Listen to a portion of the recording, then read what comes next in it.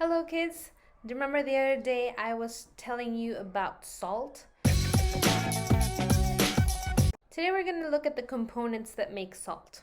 We know that salt is made out of sodium and chlorine. But if you look at the periodic table, you find a lot of numbers all around each of the squares for sodium and chlorine.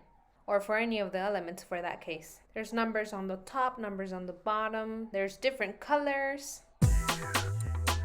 But each one of those things is representing something important. For example, the first thing that maybe you might notice is that they all have different letters, and that is because it is a symbol.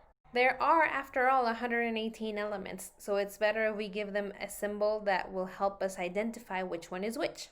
Usually they will begin with the first letter of the name of the element, but sometimes they don't coincide with that.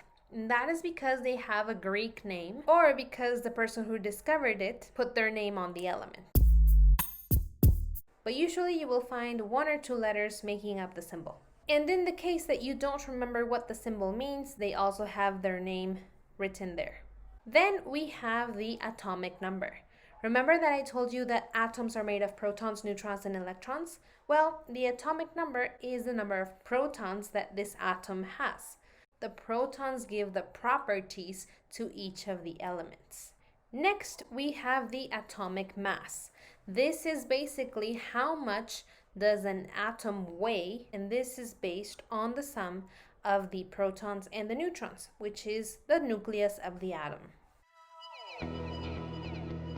And then we have all of these colors. It's not because we want to make it look pretty, but because elements have groups. And those groups are alkali metals, alkaline earth metals, lanthanoids, actinoids, transition metals, metalloids, nonmetals, and noble gases. And finally, sometimes they also give us a color in the symbol where they tell us what state of matter they are at 0 degrees Celsius, whether it is a solid, a liquid, or a gas. And there is one particular case that is unknown. And this is because these elements were made by man, by someone in a lab. So these elements are not stable and they degrade really fast. In a matter of seconds, actually, or sometimes even less than a second. So today you will find out what your element has. Meet me back in Zoom.